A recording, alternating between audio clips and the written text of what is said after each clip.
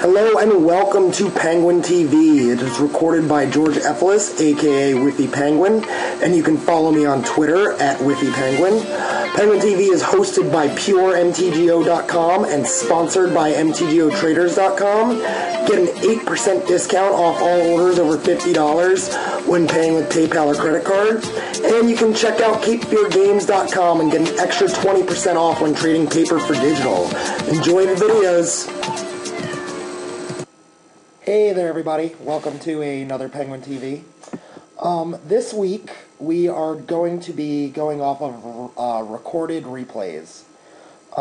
As I wrote in last week's article, I am grinding pretty hard for Player of the Year points, and recording live is very distracting.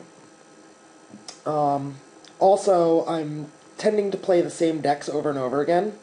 However, I said that I might try recording some replays, and this deck, which I've played in the past a few times, at least once, for Penguin TV, but this deck is perfect for the metagame. So I thought that it was a little relevant, especially given the results of the daily. So what we have here is 4-color fish. And the reason we want to jam with 4-color fish is because the metagame is almost 80% Oath of Druids and Affinity, and then a few other decks making up the rest of it. But I could count on playing against Oath of Druids in this event that I played with. Really, the only main deck change from the last time I played is that I've cut Tarmogoyfs for Meddling Mage. I think that more than half of the decks that are placing as Oath are using the Channel and Show and Tell to cheat out Emrakul's other than Oath of Druids. And Meddling Mage hits Channel and Show and Tell, while the deck itself just keeps Oath off the table. So that's the only main deck change. But we'll go over it since it's been a few months and a lot of the viewership may not have already watched it. But we've got our mana base with 2 undergrounds, 2 savannas, and then 3 tropical islands, and then 1 basic island, 1 basic forest. Following that up with 7 fetch lands. This gives us a pretty solid mana base, especially since we've got a lot of mana dorks. Following up our hard mana lands, we've got Wastelands and Strip Mine. And these are to help keep you on tempo. Starting off with the ability to interact with people from their turn 1, we've got 4 Force of Will and 4 Mental Misstep. Force of Will is huge.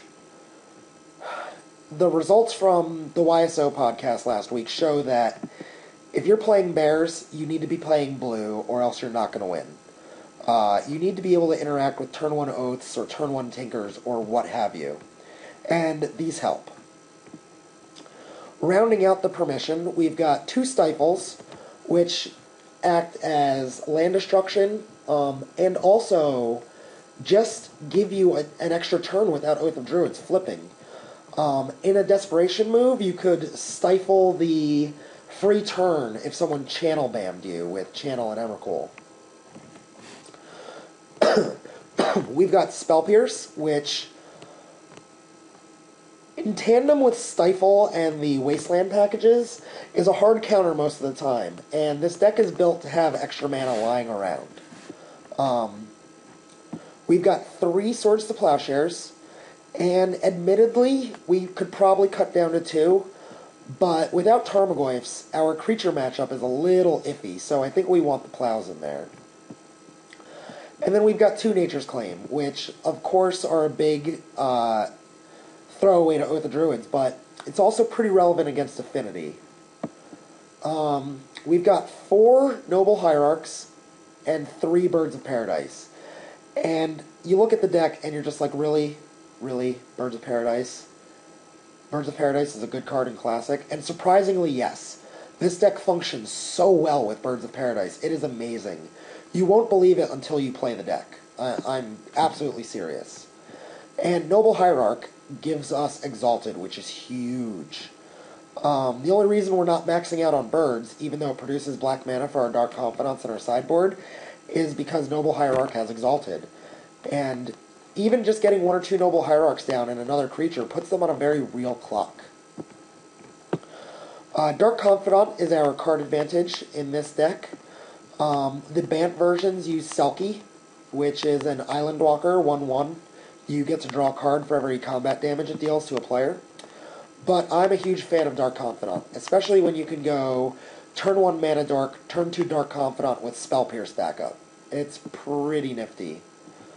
And then we've got our Hate Bear package, which is 4 Pride Mage, which obviously are really good versus Oath and Affinity and Workshops. They can answer an Oath before it gets active. And then we've got Trigons and Meddling Mages, which are both preemptive cards. But as you'll see in the replays, they both definitely pulled their weight. The main reason for Meddling Mage was because I knew that I would be able to stop Oath of Druids, but I would not always be able to stop Channel or Show and Tell. And being able to just turn off their Channel or turn off their Show and Tell from the get-go is amazing, since none of these Oath decks are running any creature removal. Bringing up the sideboard, well, in the main deck, let's look at the main deck numbers. On paper, it looks like we lose to everything, because Fish is a terrible-looking deck. It's got 3 Birds of Paradise in it, for Christ's sake. But, in reality, we have a very good matchup versus Oath of Druids. We have a pretty iffy Game 1 matchup against Affinity. Very strong against Workshops. Pretty iffy against Delver decks. Maybe 50-50. It depends on what colors they're running. And then we've got a pretty strong combo matchup and a... what's the last archetype? Dredge. We've got a pretty terrible Game 1 Dredge matchup. One thing going for us in the Game 1 Dredge is our Wastelands, and I guess Meddling Mage naming Dread Return? I'm not sure. But when we look at our sideboard, we help address these iffy matchups. First up, against Affinity, we've got 4 Katakis and 2 Serenity. We might want a 3rd Serenity. Serenity is a wrecking ball. It's pretty terrible against Workshops, but against Affinity, the whole point of the deck is to vomit out their hand and kill you before you can set up. If you're on the play, and they vomit out their hand on turn 1, playing turn 2 Serenity is basically a Time Walk and a Never Nearl's Disc.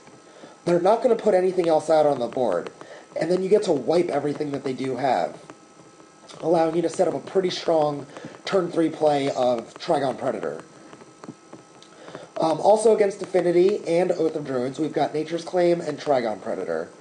And I suppose for Workshops too, but really Workshops wasn't on my radar when I decided to enter this deck into the daily event.